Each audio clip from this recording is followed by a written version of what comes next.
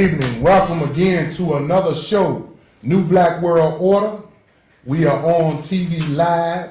This is our second part to last week, the Arabization of Africans and the undermining of the sovereignty of black people through the use or the misuse of religion.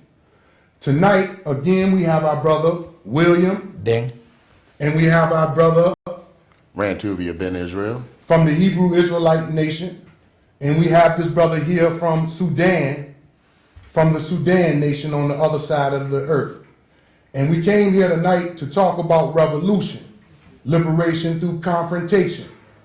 And we're going to share a story with you, the second part of our story, about the undermining of the sovereignty of our great mother continent, Africa.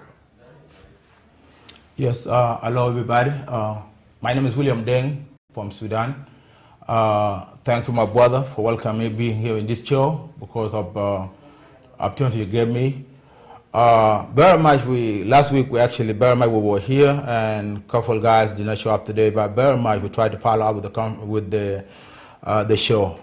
Very much repeat myself again that I'm from Sudan. We've been at war for more than a decade.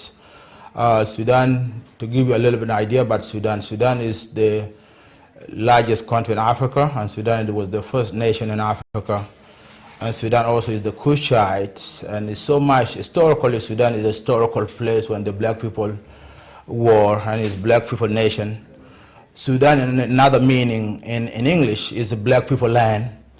The land of black people very much, and in Arabic it's called Sudan, but after it was invaded by the Arabs, and they changed the name from being Cushite to the Sudan. Right. It's still in a struggle today. We've been colonized, we've been occupied, slavery is still going on, and slavery has been going on in Sudan for 60 years before the British got to Sudan in 1889. So, what that said, Sudan is still, even today, practices slavery by the Arab folks and the Islamic organization, and Sudan they tried to define Sudan as Arab and Islamic states that create the genocide and war that been going on for a decade. We have more than two wars been going on in Sudan. We rebel against the Arab invasion for more than 2 decades. In 1956, we end in 1972. Again, a treaty was signed, and then the treaty was not honored by the Islamic organization. In 1983, we actually was the leader of Sudan by the Jihadist Muslim Brotherhood. His name was Nimeri. Defined Sudan again and said he wanted to impose Sharia law against the African indigency, and we stood up against that, and we started the war in 1983, which lasted in 2005. We lost about 3 million died. We have about 4 million displaced, which actually become me now that in America today. I was actually very much a slave in 1987. Me and my brothers and my sisters. So the good news is I have a little bit video about the slavery that is still going on in Sudan by this group that been doing slavery back then and still going on today. So I was trying to show it for 20 minutes and give you an introduction about what's been going on in Sudan. But if any question you guys cannot ask me, I will be able to elaborate that more. But the video will be able to be played now. Right. We're going to show a video in a few minutes, but before we go there, I want you to understand a word that this brother used, and it was called CUSHITES. If you go into your Bible, and if you go into the book of Genesis, the book of Bereshit, you will find a people there named Cushite. And if this is 2011, is that right? That's right. Look at this brother. That is an authentic, original Cushite. So that's going to explain to you that you have a connection to that book, and that book is really about your history. Yes. And what he's trying to tell you is that they changed the name from Cushite to Sudan. That's true.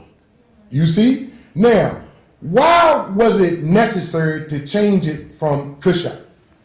It is to wipe away your history. That's true. And to replace it with a fake, pseudo, bootleg, white supremacist Arab doctrine of slavery. That's true. So if you just look in your Bible, and you'll see the Cushite is kin to these people, and these people, and these people, which would give you an indication of who these people are. Is that right, brother? You're absolutely right. You're absolutely right. And Genesis chapter 10, Bereshit chapter 10 tells you who the Gentiles are. And there you find in the line of Gomer, you find Ashkenaz. And that's what we call the so-called Jews, the Ashkenazis. So yes, they changed their the names to fit themselves into this story. Right. And remove the black man from the That's story. true. And wipe him away from the history. Okay. And that because they know you are a people of scripture, they know that you have a great deal of spirituality in you, and they know that you have a desire to serve the Most High. So they take the Bible and the Quran, rearrange the identities of the people in those books, and enslave you in your spirit and in your mind, and as they say, the body will follow. Yes. That's true. So we have these bodies of nations of Africans serving the white Ashkenazi Jew, serving the white pale Arab, and serving that Gentile white Christian. All I'm saying is, if you're going to read the Bible, why do you have to be Europeanized to follow Messiah? If you're going to read the Quran, why do you have to be Arabized? That's true. So what we have to do is to accept our own and be ourselves. Be ourselves, Cain. Y'all can run that video now. And this is not a disrespect. In southern Sudan, there's little food except for that which falls from the sky. It's an aerial lifeline maintained by the UN and humanitarian organizations.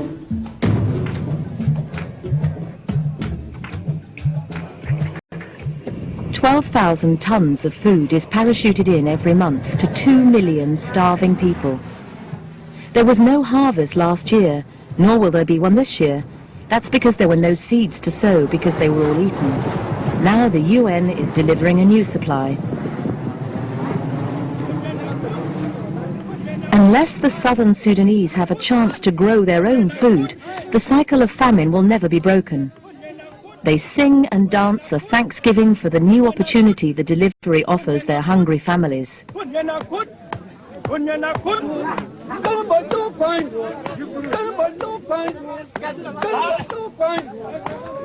This aid doesn't always reach the people it's intended for. Soldiers of the SPLA guerrillas also get a large share. The Sudan People's Liberation Army will hijack 40% of this food to help them in their war against the Islamic government in the north. For the army, having food to offer is a surefire means of recruiting soldiers. These half-starved people have fled the SPLA's war zones and have walked for days in a convoy of the dying to get to this feeding center in the Bahr el-Ghazal region. They are the displaced of Sudan, and there are around 5 million of them. The principal cause of famine here is not drought, but war. As the front lines of the battle zones shift in annual waves across the countryside, ordinary Sudanese have no opportunity to re-establish their lives and grow food. It's a desperate cycle which has so far killed over 1 million people. And with the war comes another ancient scourge, slavery. Sudan is one of the few countries where slavery is still endemic. In the anarchic and war-ridden south, it's impossible to control it.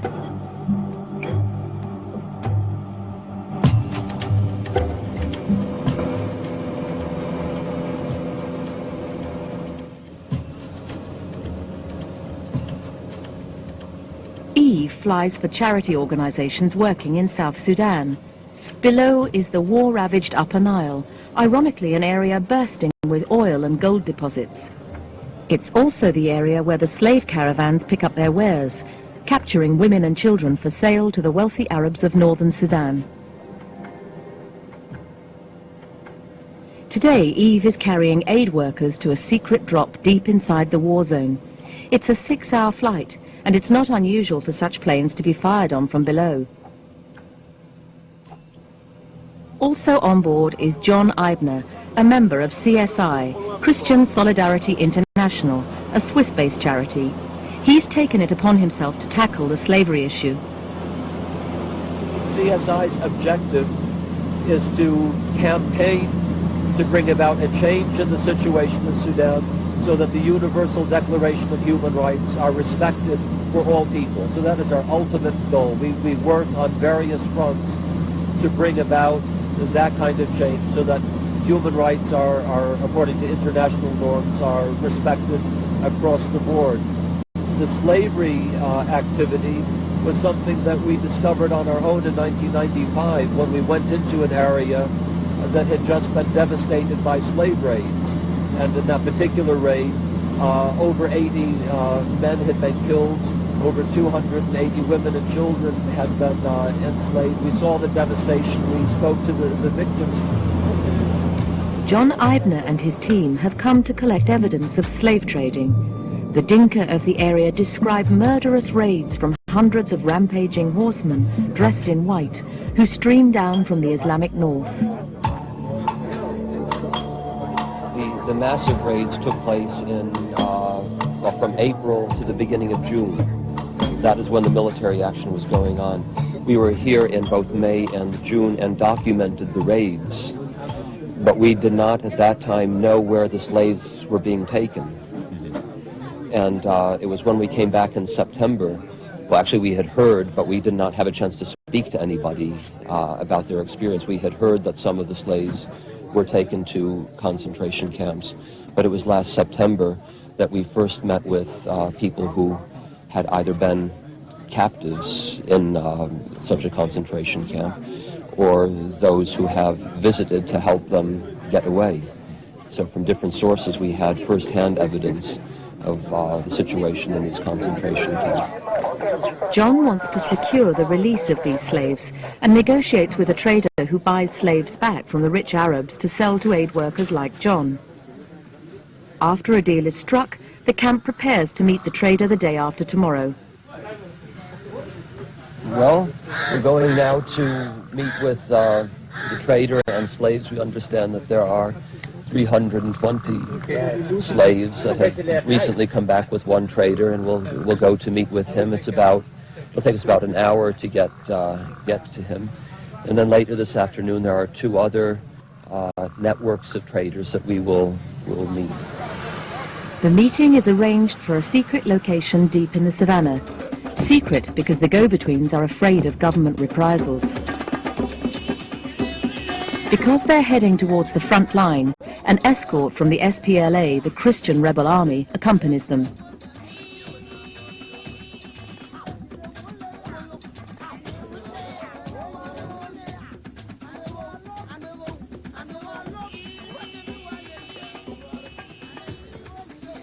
Despite having a four-wheel drive, the effects of the rainy season make the roads impassable.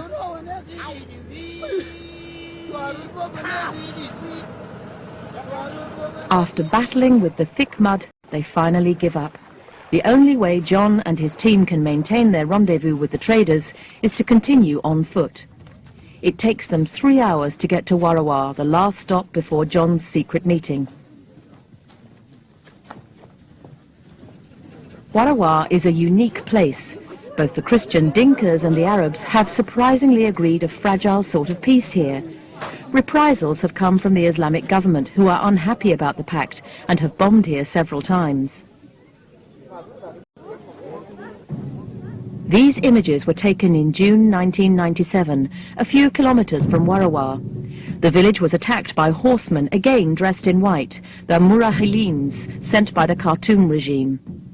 The government in the north denies slavery even exists, but the reality is they cannot afford to pay their army, so they allow them to live off the spoils of war, cattle and slavery.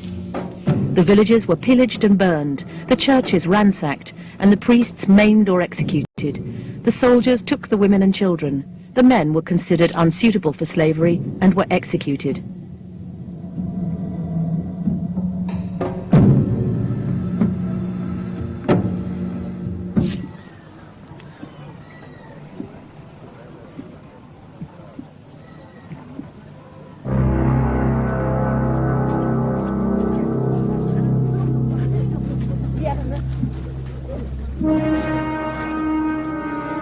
The team arrive at the meeting place, and a trail of slaves emerge from the bush.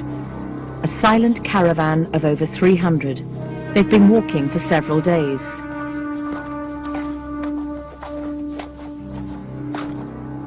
At the front is Anur, the Arab trader.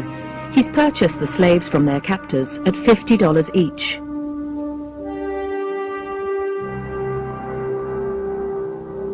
Anur has been buying back slaves for 10 years. Families looking for their children and who have the money turn to him. Increasingly, he's retrieving slaves on behalf of John Eibner and Christian Solidarity. It's a controversial practice.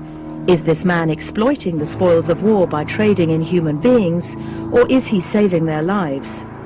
He claims he opposes the Islamic government and takes risks by trading in slaves. Last year, he only just escaped death when government forces attacked his home.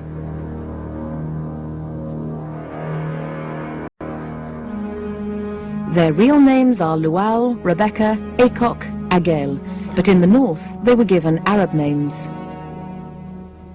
Some of them have even forgotten their native Dinka language.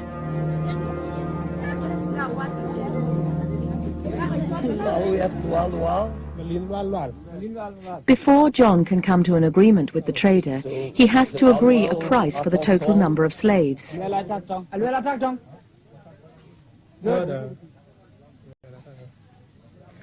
Even though the number is higher than anticipated, the trader will free them for the initial price.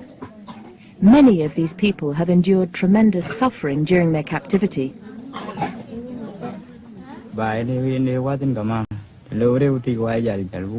live with my parents in a village. One day we heard gunshots and ran away. My father escaped first with the cattle to shelter them. There was more gunfire, and people were getting killed all around us. We tried to escape, but the Arabs caught us. They made us walk in a long column towards the north. Later we caught up with my father, who'd been taken away along with the cattle. He didn't have the strength to walk anymore, so they shot him in front of me.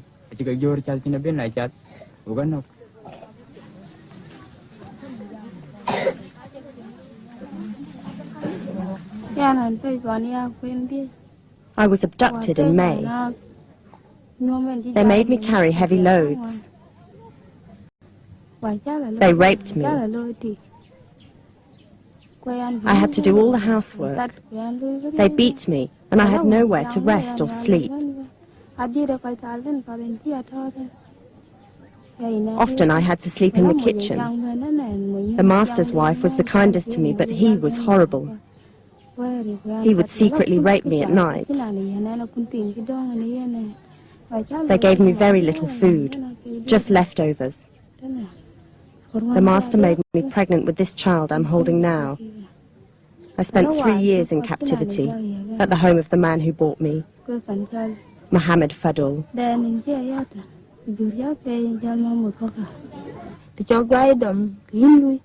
If you were captured with a brother or close relative, they would automatically separate you.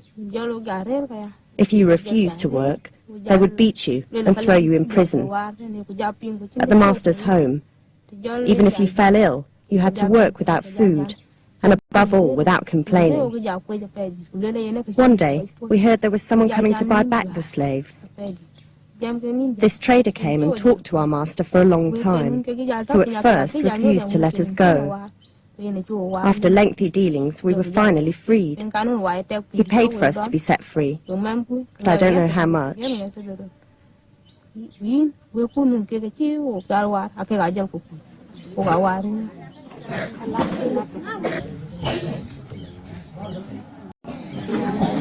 I don't know whether anyone has told you why we are here.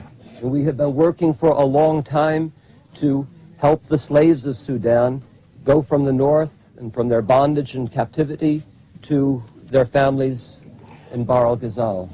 And we hope through this exercise that we will help bring about an end to slavery for all time in Sudan. In just a few minutes, we will speak with the trader, Noor, and if we do reach agreement, if he is happy to confirm our long-standing agreement with him, then you will be free to go back to your homes today.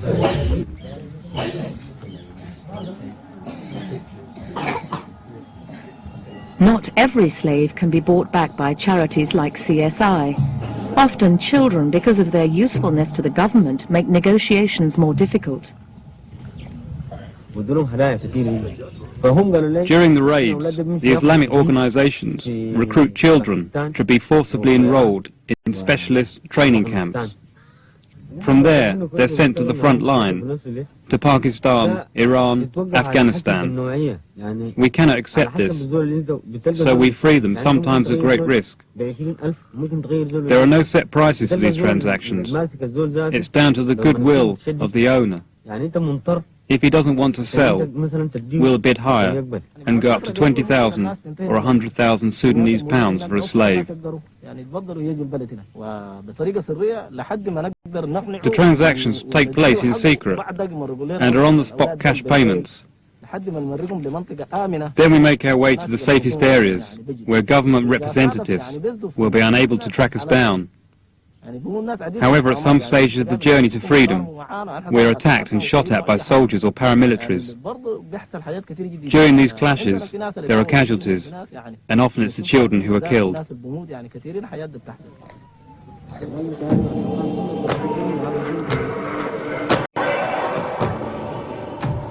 $1 million. It's $2 million. Should be, I think, 100,000. Each of these bundles represents $1,000, the price of liberty for 20 people. That's $7 million. Some observers have criticized the bargaining and payment for slaves by charities such as CSI. They say they're making the situation worse and are responsible for the rising number of slave raids.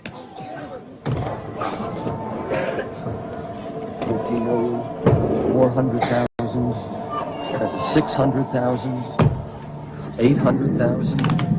Okay, that's 16 million. At this moment, 328 people are freed, and the mood in the camp changes.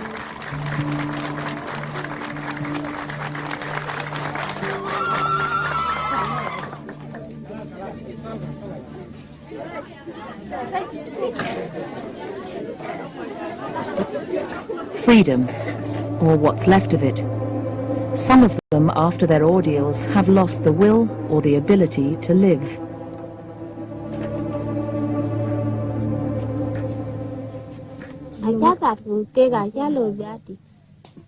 They beat me constantly. The master raped me.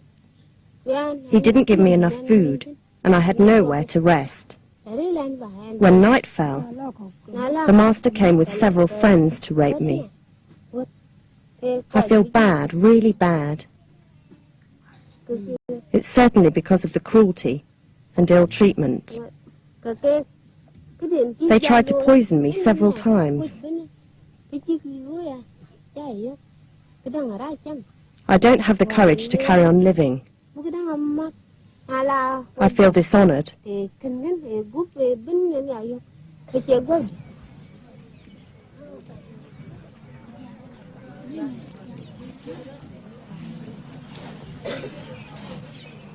Yes, well, this boy was captured in a slave raid about 2-3 years ago, and on the way north he was first tied on a horse and then put down, and he was very young and could not keep up with the rest of the people, and one of the soldiers took a stick and beat him, and you can see how he was wounded around the eye and is now blind.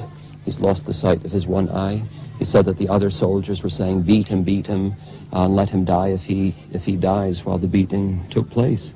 He was taken to the north, placed in domestic servitude as a slave, and then his master took him to a Quranic school near Adila, and there he was abused in many ways. He was beaten. Once he was asked to take a horse to give it some water, and one of the teachers was dissatisfied with the way that he did it, and then his legs were placed in chains, and he had to hop around with chains on his feet for 2 days, and had bad wounds and scars as a result of the chaining. And he has so many emotions that are bubbling around inside of him. On the one hand, he's happy to be back and relieved to be here. He's very happy with the trader Ahmed, who brought him back and was so kind. He expects to see his family. He's very excited about it. Yet he still has all of these bad memories and still fears that perhaps they'll come back and take him.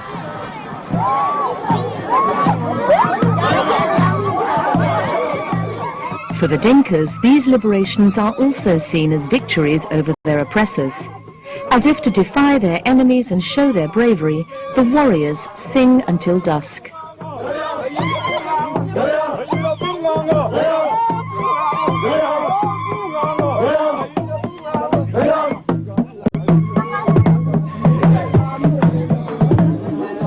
But many former slaves will find it hard to trace. Welcome again. That was a video that was presented by my brother William on behalf of some Europeans who, you know, may be nice guys, but they still need to remember that they shipped us to the West 400 years ago and indoctrinated us and used the Bible to not make us closer to the Messiah, but to make us Europeanized. Okay. So we can't let that one get away tonight. Okay. And if my brother Ben would read for me, so we can get an understanding of who these people y'all just seen, the Cushites. Are they mentioned in the Bible? Okay, they are.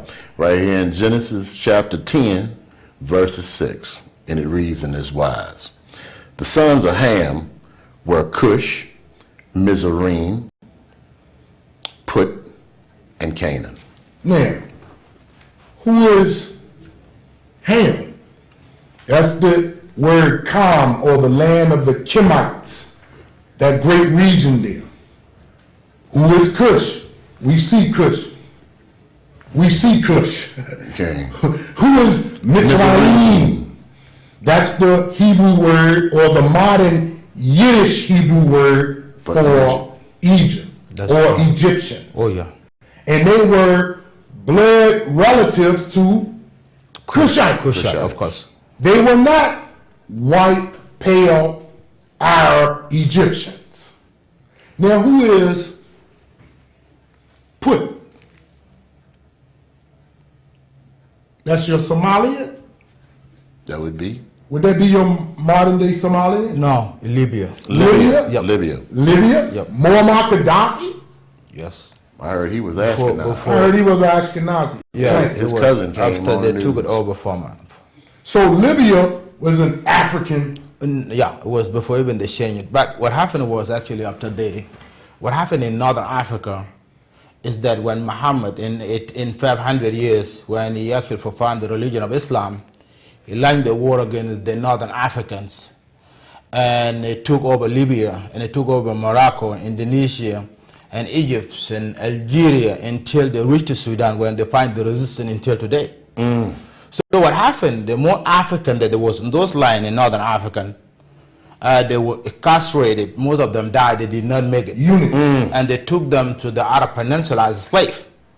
And they made them work free labor until they died. They did not allow them to produce the kids so they can reproduce. So they did not make it. And the more slaves have been taken to Arab Peninsula, very much it took place in Northern and East Africa. And they were even more than what was taken to West Africa. So what happened was, when the Western Africa slavery had been shipped to the West, it was very much the Arabs who invade the more land in the African and brought those slaves up to the Europeans. Exactly, and kidnap the African and put them in the market. So when the Europe come in, they ship them to the West. Right. And that's how they us coming here exactly years ago. Because the Arab very much they will conduct this as a business, and they're really interested to do that. And they come and lie to African. They have sometime in our community back then we did not have what they call sol or shuka or thing like that. So they come and use a shuka as a tool as for us to combine us to be kind of close to them. Sooner or later we realize open up a dialogue. Capture. That's true. And then we will capture to the market. Sooner or later they will ship to the West. And some Africa become afraid. They shun kingdom and ships, kind of, there's no way out. They got to hide. And those who did not make it, they've been shipped them to the West. And some of them have been taken to slavery. Burma, the market, Khartoum, Burma is a good example. The Khartoum was a market of slavery, the capital of Sudan today.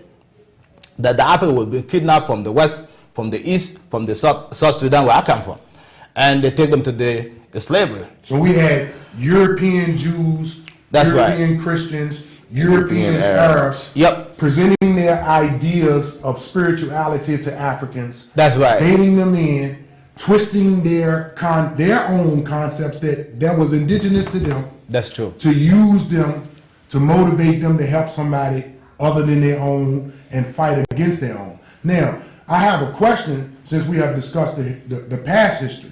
We want to talk about what is, what's going on now. Are there any slaves being taken out of Africa that end up in militaries in Jordan, That's true. in Iraq, They do. in Afghanistan, That's right. in these various different places? Yes. Actually, Burma, if you want to, I'm sorry to get back a little bit, because the Egypt today is not the Egypt back then.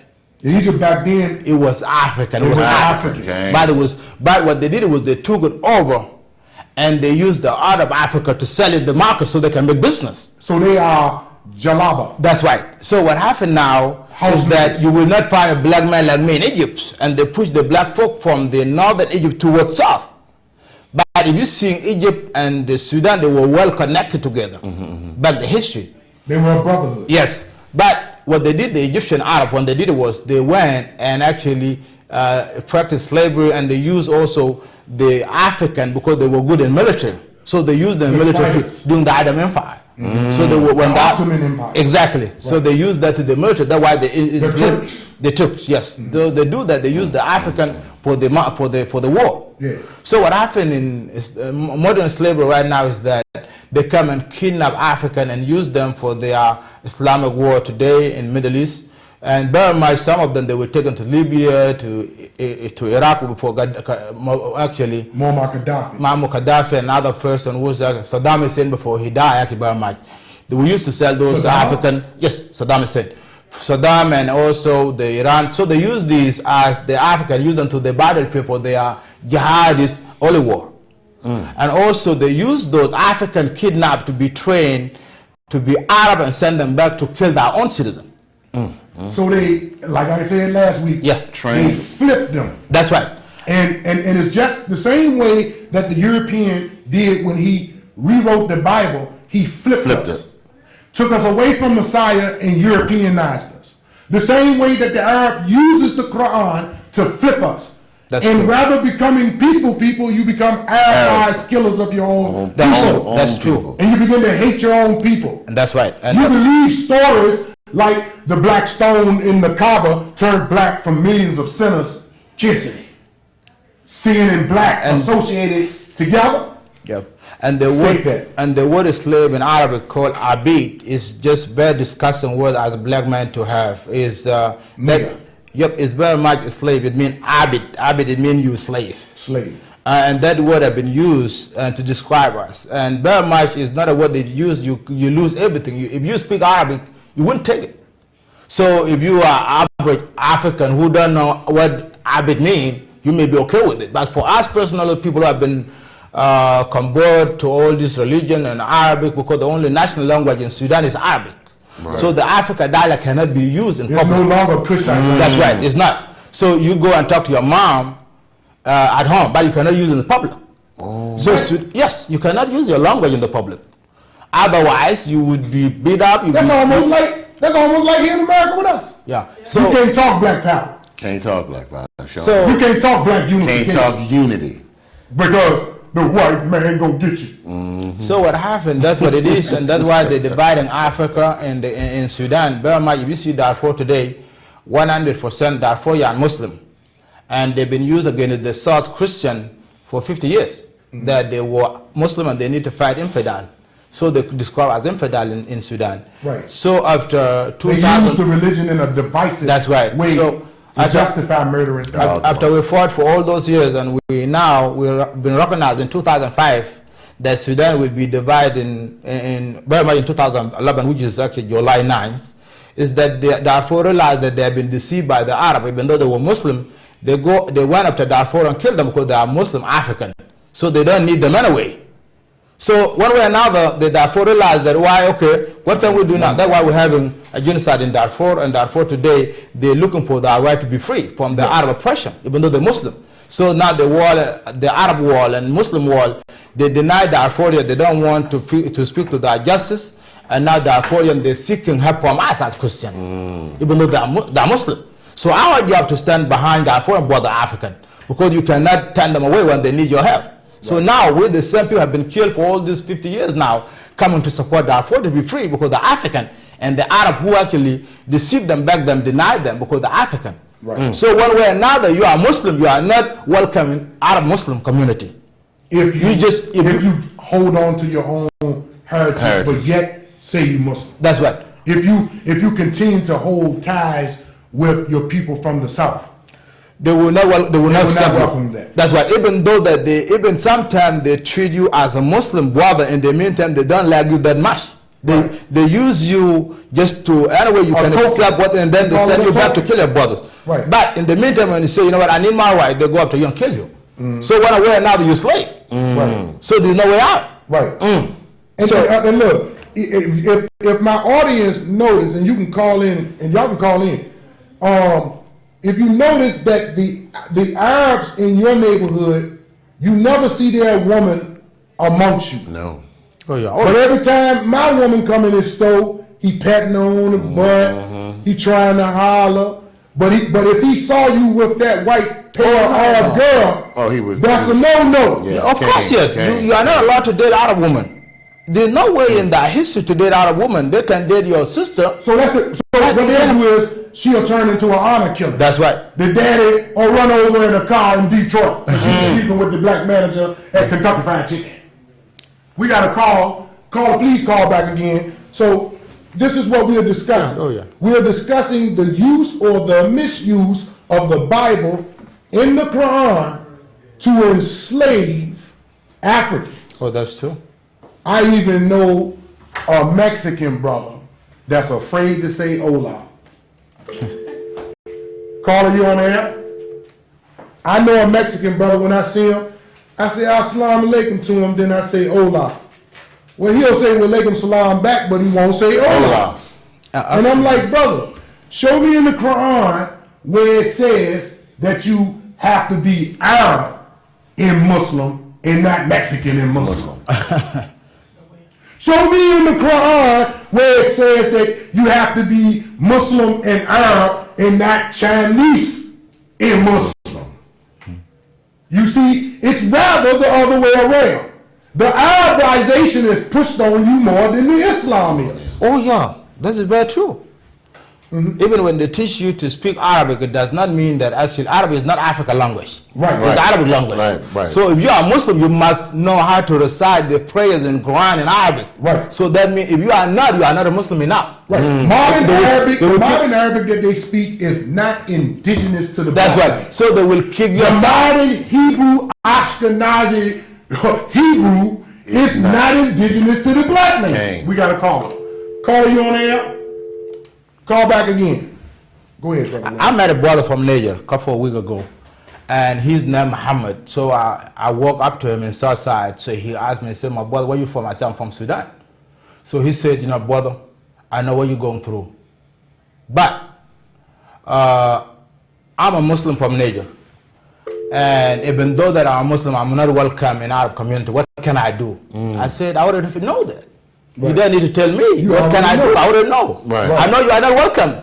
But one thing, they use you to take advantage of your own kind, and then sooner or later they will kill you anyway. I know that. Right. So then I said, even what they're doing here in America, they come and use black men To open up as a tool to get money. Exactly, and then sooner or later they will go after you later. Couple of months ago, I was actually very much working with a man from Middle East. For some reason, I was looking for money. So I was working with them. They said there's a job. I said, okay, that's fine. When I went there, the black folk driving in, and sooner or later he was telling me that, was telling his cousin that go after this Abit and look after them. They would try to steal something. I said, wow, are you still using Abit in Arabic? Right. And you're telling me that I'm not Abit, but these are Abits. Right. Look the logic they use. So I said, okay, I was Abit in my country, I know that. So you calling black folk Abits? In America. In America. You telling me I'm not one of them? Right. I said, I walk away. And that's the reality, that they use you as they say, now you speak Arabic, you are one of us. It's that double talk. Exactly. Right. They say, as long as you speak Arabic now, you are one of us. And those who don't speak Arabic now, they're Arabics. Right. So I said, no, I'm Arabic too. I'm Arabic Right. too. Because if you are brothers. exactly, Yes. Right. I'm Arabic too. Right. If you call them Arabic, you call them Arabic too. That is not fun. Good evening, caller. You on the air? Turn your TV down some. Yeah, it's on 2 half, brother. Yeah. You got whoopers. And you got somebody to do. And you got somebody at the door. And we not Go ahead, tigers. brother. Good evening. What's your question? Okay, I gotta get that thing together. All right. Call us back. Wait a minute. Hold on, anybody? Okay. Yeah. Go ahead, brother William. Yes, so that's the logic. So we, even though that when in America, they're using black men to whatever it is they want to do, to be honest, and today you're seeing the nation of Islam, they actually using them against us. And my leaders who actually made this flag for us, they fought for 22 years against the Arabs.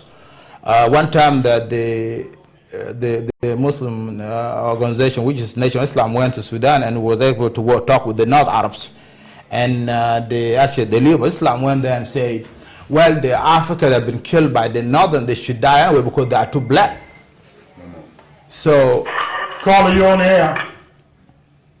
Okay. so I mean, they're using black folks and in order for them to kill their own citizens, their own kind. And so what's been going on, the war has been going on in Sudan has been supported by African Muslims to kill African non-Muslims. We're gonna talk to you later because you're playing games. Go ahead. And that's what it is, because their job in Sudan, they want to divide Sudan, they want to take over Sudan, so in order for them to take over Africa, so they can have what they call Arab world and Islamic world. Right. So the tactic that they use in Sudan is that if we lose Sudan, we will lose Africa continent.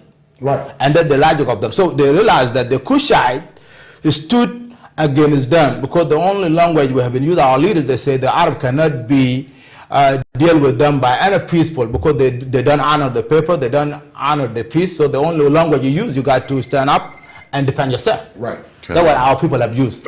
Caller, you on the air? Yeah, see. So That's so right. very much. We must be banging real hard. And so Yeah. so when they know that we resist against them and they were not able to promote Sharia law in Sudan, Right. they did not win the war, and so they signed the peace in 2005. And that peace was signed because the man who actually lived in Sudan for 9 years, Osama bin Laden, he was actually in Sudan before he came and attacked 9/11 in America in 2001. Right. So when they knew that America was able to find where this man was, they learned that they can lose the support from the Arab community, and also Osama bin Laden was a wealthy man. Right. So what they did was they signed the peace with us. And they say, you know what, now we have no choice, but we got to sign the peace. Right. It's another way to trick us, to drag our feet on so we can be able to, maybe sooner or later they can be able to declare the war again. So now they're asking us to divide the land where they're not from Africa because they are minority Arabs who come to Sudan, and we are 95% Africa and they are 5%. So now they're asking to have a land so that we can divide the land. Right. And they're dividing African to have African on that side and divide Africa. So now, sooner or later, they kind of use against us. So now they're dividing the land and they're Caller, calling you on the Arab. air? Yes, I'm listening to what you brothers talking about. Yes, sir. We have a stronger issue that's going on in the world today, and that's the unity of the Black American man, and they have the ability to hold his family together, which being able to get out and to be able to work and to come home and to be able to take care and provide for his family. Now, when the job situation is set back so far that you got to beg and plead each and every day for work, and you have no work, so what kind of example can we set for our children when we come home? And we're the role models, and we can't even come home with the paycheck, and your child says, "Dad, I need," or your daughter says they need, and you don't have it for them. So that we have to establish something whereas though we can educate people more about the jobs, with taking over the jobs. Sir, And we're not allowing us to be men anymore. I agree with you, and you made a wonderful, great statement. But one of the things that's keeping us from uniting is the misuse of religion to flip us inside out. See, because if the black Muslim don't like the black Christian, that's right, and the black Christian don't like the black Israelite, that's right, then how are you going to unite a community when all of them are trying to serve outside white sources? See, if your Jesus is white, your Moses is white, your Muhammad is white, then you're not going to connect with Africa at all. Or at all. You're not even going to connect with an American black man. You're going straight to Europe, or you're going to stop off in the Middle East. That's true. And then you're going to, let's say if you join the Orthodox version of Islam that's in the Middle East, and notice I call it a version and a brand. What you're going to do is you're going to champion the cause of Palestinians. Now notice earlier we read that the sons of Ham, one of them was named Canaan. Now, the original name of what you call Palestine is called Canaan land. And the Canaanites were black. So what we have to understand is that we come from different points of views. We come from different belief systems, but they all were African. Now we have our people believing that they're other than African, so therefore they serve other than African sources, whether it's in the Caribbean, whether it's in Canada, whether it's in Africa, whether it's in Australia, whether it's in the United Kingdom, whether it's in the West Coast, whether it's right down here in Richmond. You understand? The Arab can come into your community, spread his version of Islam. That's right. And you will come into his store and produce jobs for him and his family. So they can use them against us over in Africa. So you made a good point. We need jobs. But when is we going to drop these divisions that came in from outside thoughts and psychologies that were married into religion, right, to give us the appearance that it is true religion? And it's not true religion because you've not been able to take the Bible or the Quran and draw out the power that's supposed to be in it to remove the self-hatred so we can create a job. Me and you're saying the same thing, ain't it, brother?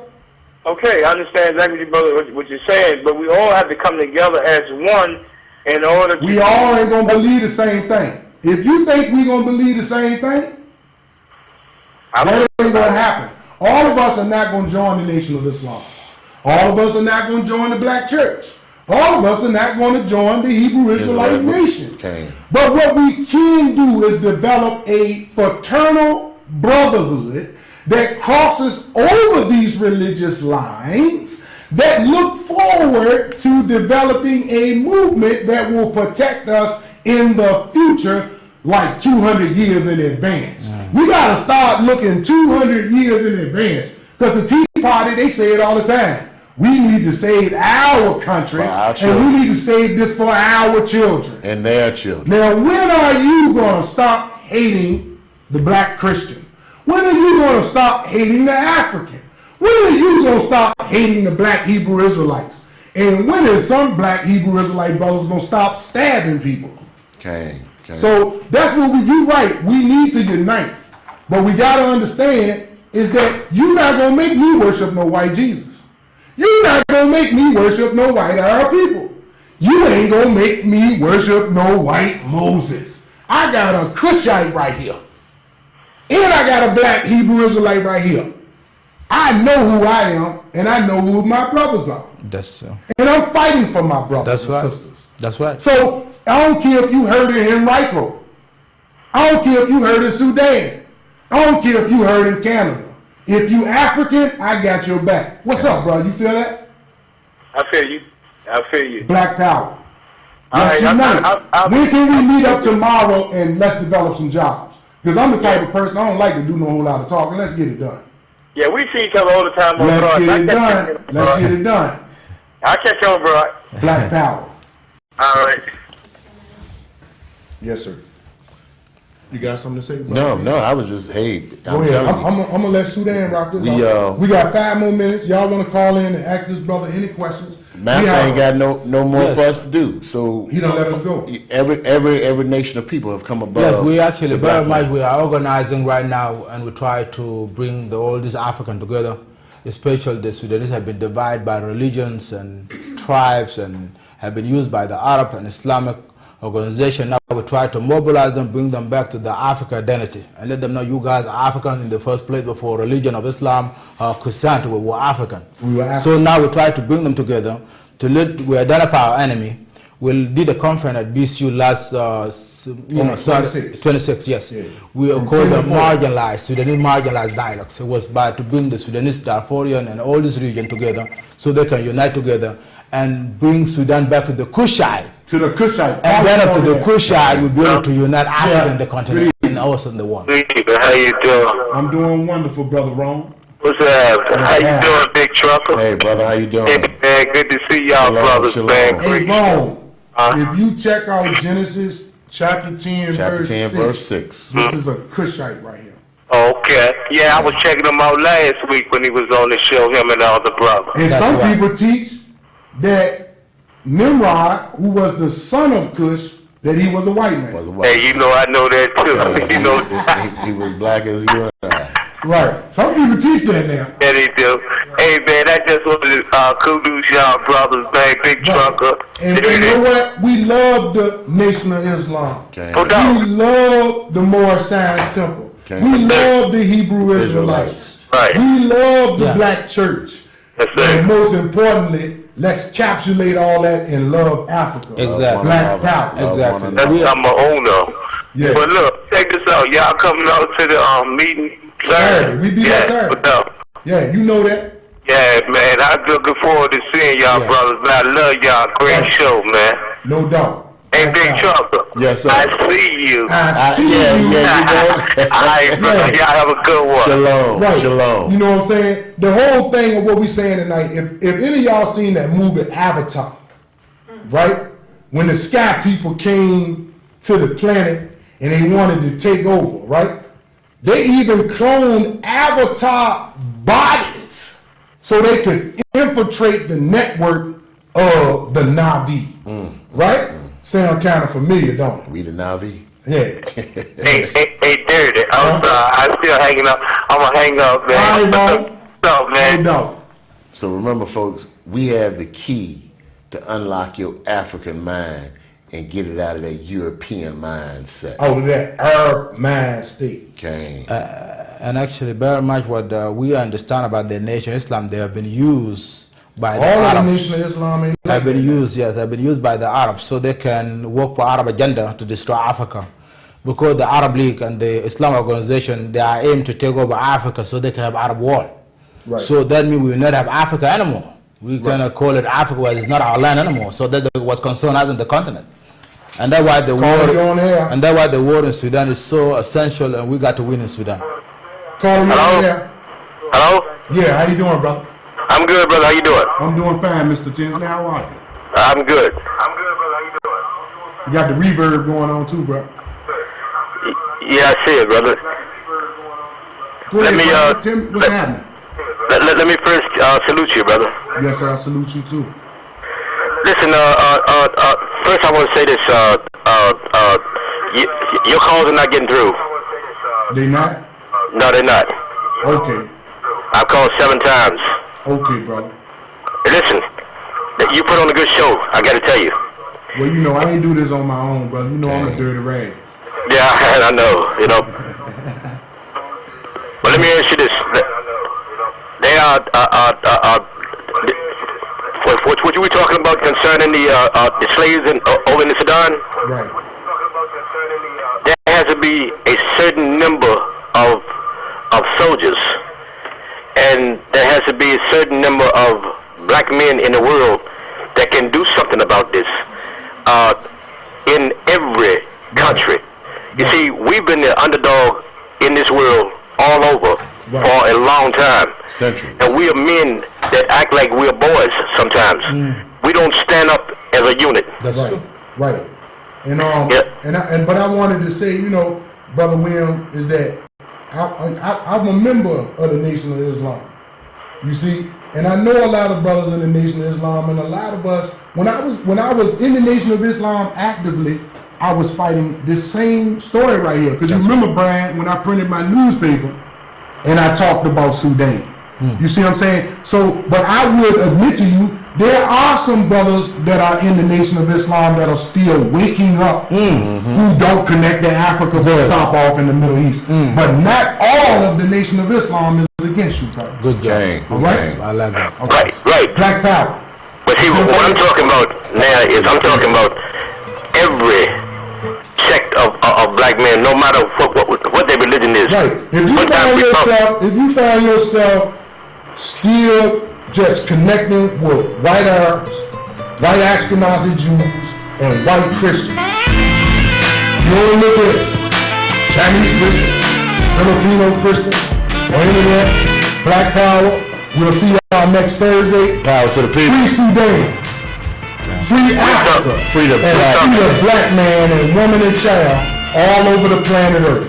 And if we unite together and stop these petty differences, we can take, instead of slapping our enemy with 5 fingers, we can unite them into a mighty blow. Okay. Bam! Till next time. Let's do this, baby. Brother, man, you still there?